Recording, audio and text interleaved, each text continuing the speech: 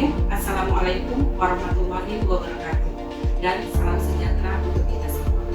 Perkenalkan, nama saya Lijal Mutia, Sarjana Kesehatan Masyarakat, Magister Biomedik. Saya merupakan salah satu dosen di jurusan Teknologi Laboratorium Medis Politeknik Kesehatan Kementerian Kesehatan Medan. Video ini merupakan rangkaian dari penilaian pernyataan diri dosen dalam unjuk kerja Tridharma Perguruan Tinggi atau PDD UKTPT di bidang pengajaran yang berbentuk audio visual. Pada kesempatan ini, saya akan menjelaskan salah satu mata kuliah yang saya ampuh, yaitu biokimia. Mata kuliah ini merupakan salah satu mata kuliah yang wajib ditempuh di jurusan TLM dengan kode mata kuliah TLM 204. Mata kuliah biokimia ini dilaksanakan pada semester 2, di mana mata kuliah ini terdiri dari 1 SKS teori dan 1 SKS praktek. Pada pelaksanaannya, mata kuliah ini terdiri dari 14 kali tatap muka, 1 kali ujian tengah semester atau UTS, dan 1 kali ujian akhir semester atau UAS. Mata kuliah ini diberikan sebagai mata kuliah dasar keahlian guna menunjang mata kuliah lain, yaitu kimia klinik, mikrobiologi, toksikologi klinik, serta analisa makanan dan minuman. Pada kegiatan praktikumnya, mata kuliah biokimia ini membahas tentang pemeriksaan kualitatif, khususnya mengidentifikasi keberadaan suatu senyawa kimia dalam suatu larutan atau sampel yang tidak diketahui. Adapun uji kualitatif yang dilakukan pada praktikum biokimia ini adalah reaksi-reaksi umum untuk identifikasi karbohidrat, protein, lipid, dan vitamin. Tujuan utama yang diharapkan pada mata kuliah biokimia ini adalah mahasiswa mampu memahami tentang senyawa kimia dalam tubuh manusia, serta menerapkan konsep biokimia dalam pemeriksaan laboratorium kesehatan. Pada pengajaran biokimia ini saya menganut sistem DIA, yaitu singkatan dari Delivery, Interactive, dan Assessment, di mana delivery sendiri merupakan bagaimana cara menyampaikan materi yang saya berikan agar dapat diterima oleh mahasiswa dengan baik. Pada mata kuliah biokimia ini, saya menyampaikan materi dengan menggunakan bahan tayang PPT, modul, dan buku referensi yang saya gunakan. Serta saya juga menggunakan e-learning Politeknik Kesehatan Kementerian Kesehatan yang lebih dikenal dengan ERMED. Dalam penyampaian materi, saya menggunakan metode ceramah, di mana pada metode ceramah ini mahasiswa akan mendengarkan dan mencatat hal-hal yang penting yang saya berikan menggunakan media PPT yang interaktif. Referensi yang saya gunakan adalah jurnal sumber-sumber dari website, modul teori dan praktikum, dan sebagai referensi di sini saya juga membuat buku yang mendukung mata kuliah yang saya ampuh dengan judul Biokimia Dasar untuk Mahasiswa Laboratorium Medis. Dan saat mengejar, tidak lupa saya akan melontarkan beberapa pertanyaan pada saat perkuliahan berlangsung, dan mahasiswa dapat menanggapi pertanyaan yang saya berikan, serta saya juga memberikan kesempatan untuk mahasiswa bertanya terkait materi kuliah yang saya berikan, sehingga pada perkuliahan ini akan terjadi interaksi antara saya dan mahasiswa. Kemudian, saya juga menggunakan metode diskusi dengan menggunakan kelompok kecil. Metode ini akan membahas secara kelompok berupa kasus-kasus yang ditemukan di kehidupan sehari-hari yang berkaitan dengan materi yang dipelajari, sehingga mahasiswa bisa mencari informasi yang relevan, menganalisis permasalahan dari kasus tersebut, merancang solusi dan alternatif pemecahan masalah yang tepat. Kelompok-kelompok ini juga digunakan untuk menyelesaikan tugas-tugas yang saya berikan kepada mahasiswa, di mana menurut pendapat saya, metode ini sangat bermanfaat bagi mahasiswa, karena mahasiswa dapat mengulang dan memahami kembali materi yang saya jelaskan secara mendalam. Pada akhir penyampaian materi, saya menyimpulkan materi yang telah disampaikan dan memberikan ringkasan dari inti pembelajaran yang dapat diambil pada kegiatan praktikum di laboratorium dan bengkel kerja. Kegiatan praktek disesuaikan dengan capaian mata kuliah dan perkembangan ilmu pengetahuan dan teknologi, yakni dengan melakukan secara nyata dan mengaplikasikan metode secara langsung oleh mahasiswa berdasarkan panduan praktikum yang saya berikan. Hal ini menurut saya, dengan dilaksanakan praktek pembelajaran di laboratorium dan bengkel kerja, mahasiswa dapat mengasah kemampuan psikomotorik atau keterampilan dan pengetahuan sehingga lebih memudahkan dalam meningkatkan pencapaian kompetensi yang diharapkan. Interaction merupakan interaksi antara saya dan sesama mahasiswa dalam melakukan pembelajaran. Agar pencapaian pembelajaran dapat tercapai, di mana saya menggunakan forum diskusi, WA Group dengan mahasiswa, serta diskusi saat praktikum biokimia. Selanjutnya yaitu asesmen, di mana asesmen merupakan saya berikan dengan memberikan tugas kepada mahasiswa guna mengukur kemampuan mahasiswa itu sendiri. Hal ini saya lakukan secara objektif kepada mahasiswa, di mana pengumpulan tugas, penggunaan Google Drive, serta penilaian laporan praktikum yang dapat dilihat melalui e-learning Poltekkes Kemenkes Medan. Kemudian saya akan menjelaskan CPL atau capaian pembelajaran lulusan yang diharapkan pada mata kuliah biokimia ini, yakni CPL 1, memahami pengertian biokimia serta perbedaan bahan biokimia dengan bahan non-biokimia. CPL 2, memahami tentang definisi, struktur sifat kimia, fungsi serta metabolisme karbohidrat, lemak, protein, enzim, hormon, dan vitamin. CPL 3, memahami tentang identifikasi karbohidrat, lemak, protein, enzim, hormon, dan vitamin.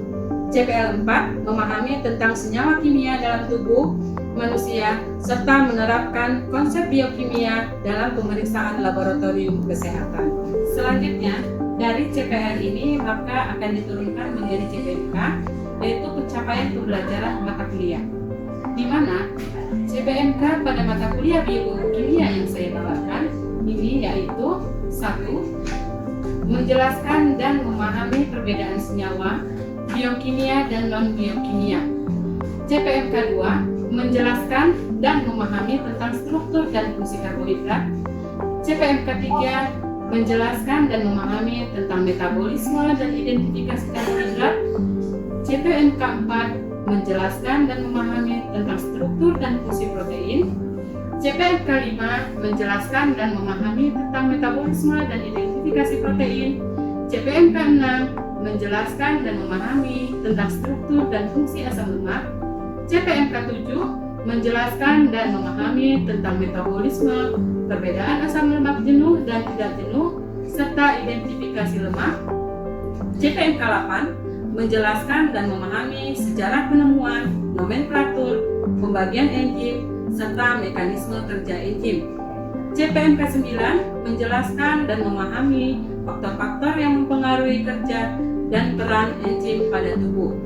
CPMK 10, menjelaskan dan memahami klasifikasi dan mekanisme kerja hormon pada tubuh. CPMK 11, menjelaskan dan memahami tentang peran fungsi hormon bagi pertumbuhan anak. CPMK 12, menjelaskan dan memahami fungsi pembagian vitamin dan identifikasi vitamin pada tubuh.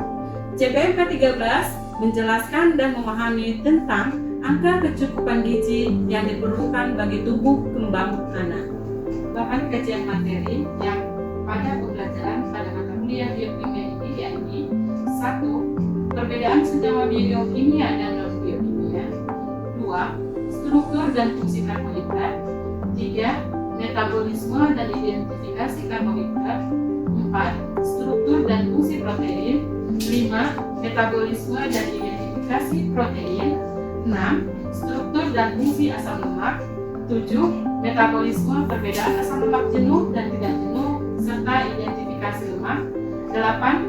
Sejarah penemuan, nomenklatur, pembagian enzim serta mekanisme kerja enzim. 9. Faktor-faktor yang mempengaruhi kerja dan peran enzim pada tubuh. 10. Klasifikasi dan mekanisme kerja hormon pada tubuh.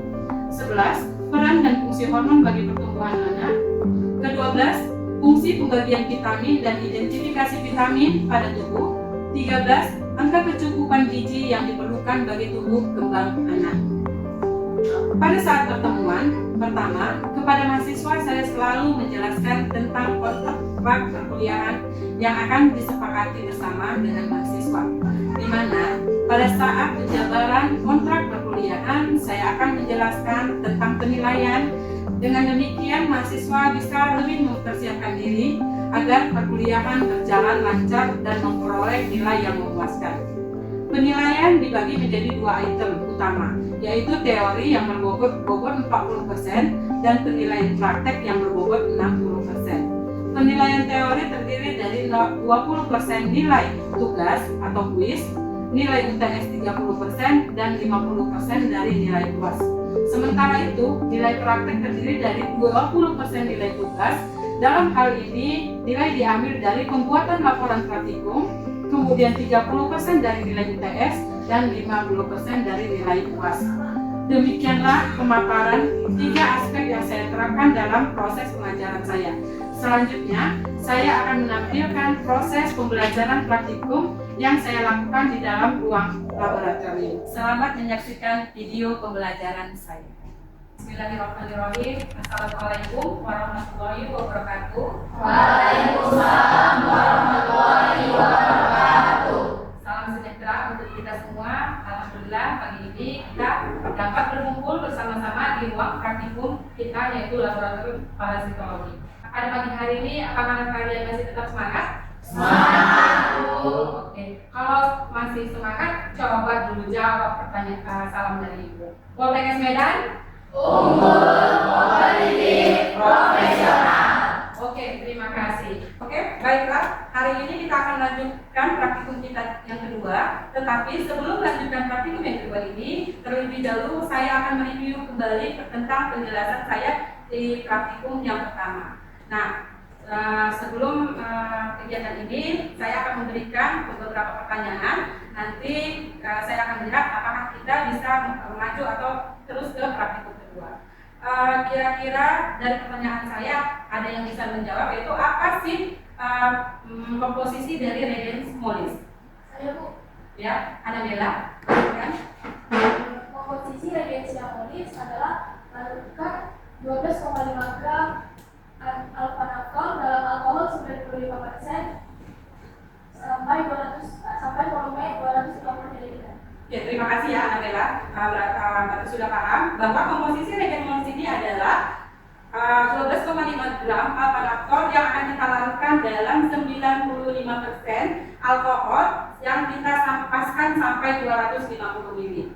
Kemudian ada pertanyaan yang kedua, yaitu uji apa nanti yang akan kita lakukan untuk melakukan uji karbohidrat. Kira-kira ada yang bisa bantu jawab? Ya Pak, silakan. Uji yang dilakukan pada analisa karbohidrat ada banyak, yaitu yang pertama ada uji molis, yang kedua ada uji medium, yang ketiga ada uji barcode, yang keempat ada uji dial, yang kelima ada Poseidon, yang keenam ada Sediwano, yang ketujuh ada asam musat.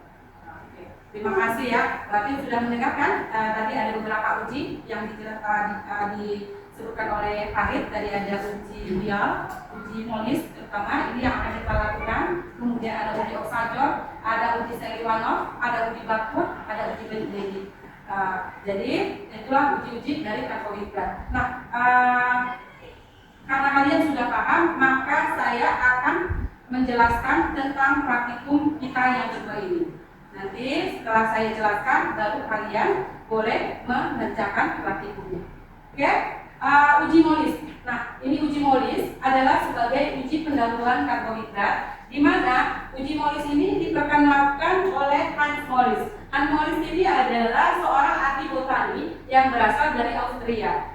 Jadi dia yang menemukan uji karbohidrat, yaitu uji molis ini. Ini dikenalnya dia berkisar antara usia 1856 sampai 1937. Jadi itu tentang usianya. Tujuan umum dari uji molis ini yaitu satu, mengidentifikasi adanya karbohidrat dalam suatu bahan secara kualitatif. Kemudian yang kedua yaitu mengetahui reaksi yang terjadi pada uji molis sebagai uji pembanding uji pendahuluan dalam karbohidrat. Adapun prinsip uji molis ini adalah karbohidrat oleh asam sulfat akan dihidrolisa menjadi monosakarida yang menjadi purpura atau hidroksimetil purpura yang akan membentuk cincin yang berwarna ungu.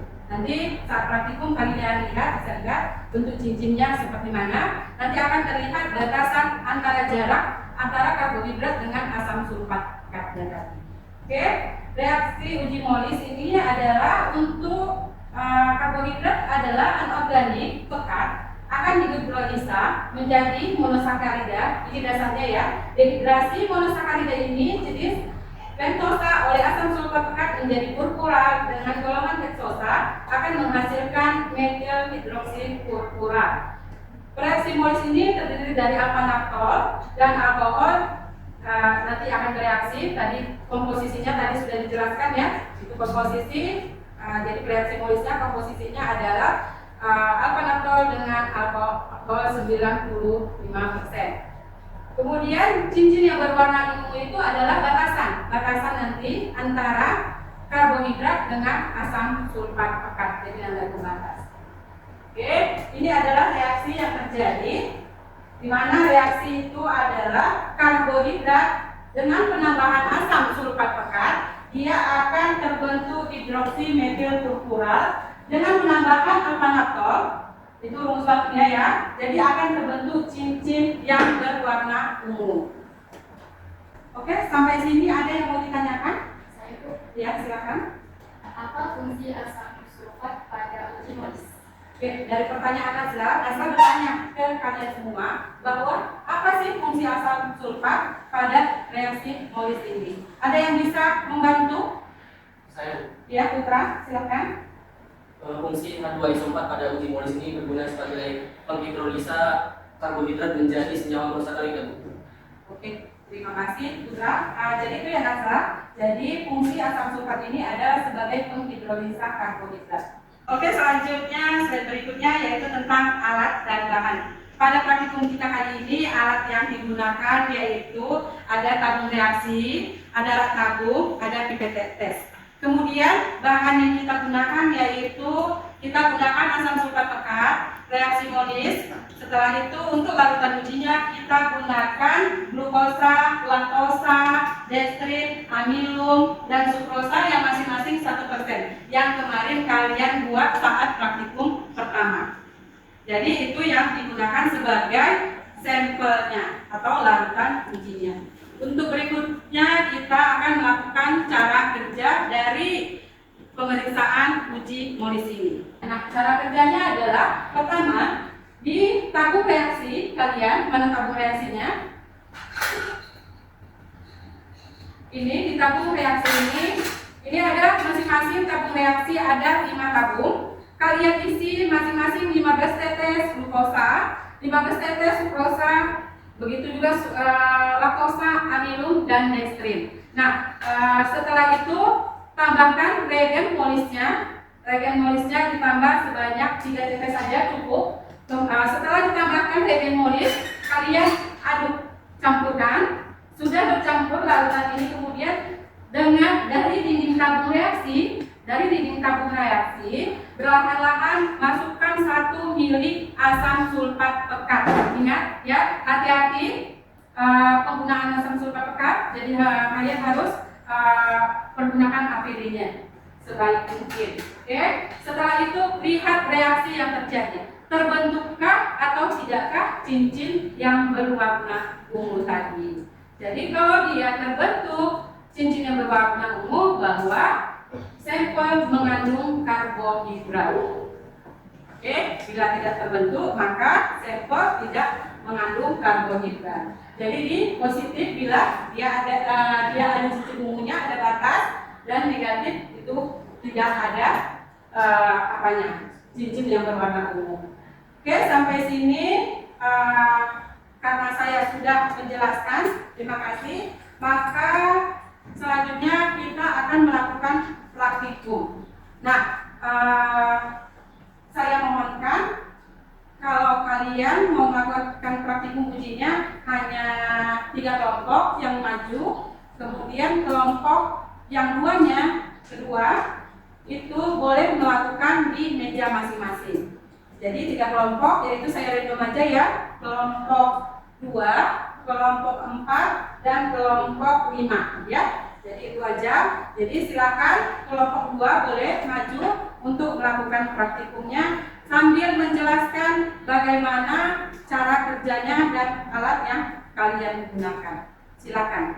Alat dan bahan yang kita pakai pada praktikum kali ini yaitu yang pertama pipet tetes, kemudian tabung reaksi, tabung, dan pipet dan tabung. Kemudian bahannya adalah asam sulfat pekat, reaksi Molis, dan sampel yaitu glukosa, sukrosa, laktosa, amilum, dextrin. Adapun prosedur untuk melakukan uji Molis, yang pertama, masukkan 15 tetes larutan uji pada masing-masing tabung reaksi.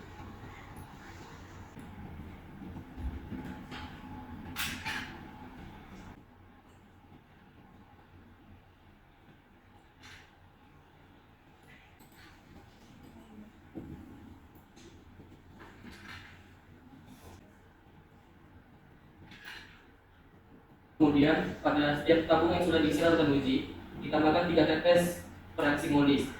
Setelah itu dihomogenikan.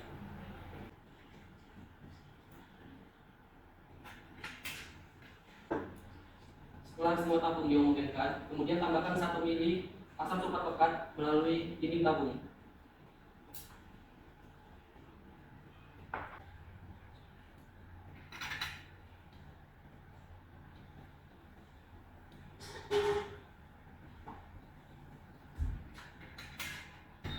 Inilah hasil praktikum kali ini kami dari kelompok 2 untuk uji Molis. Oke, terima kasih kelompok 2. Selanjutnya saya persilakan kelompok 4 untuk melakukan praktikum.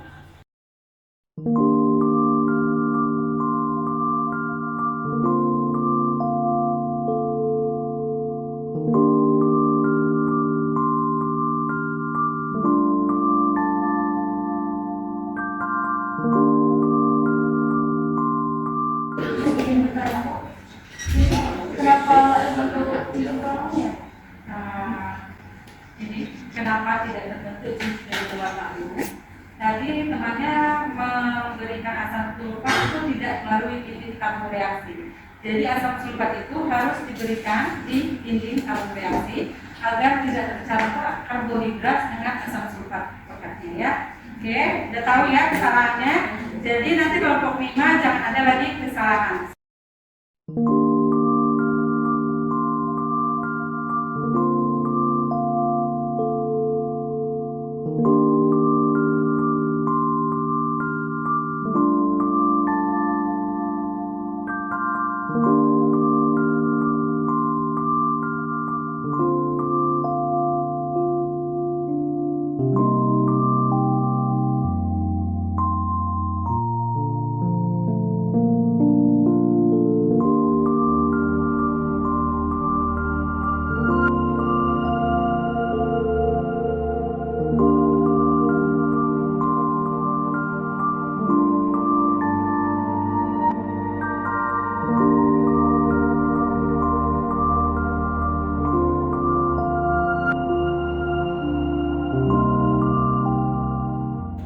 Jadi dari praktikum kita hari ini, siapa yang dapat menyimpulkan kegiatan praktikum kedua? Silakan. Saya akan memberitahu kesimpulan dari praktikum kita. Berdasarkan praktikum yang kami lakukan, semua larutan itu mengalami perubahan warna membentuk cincin berwarna ungu.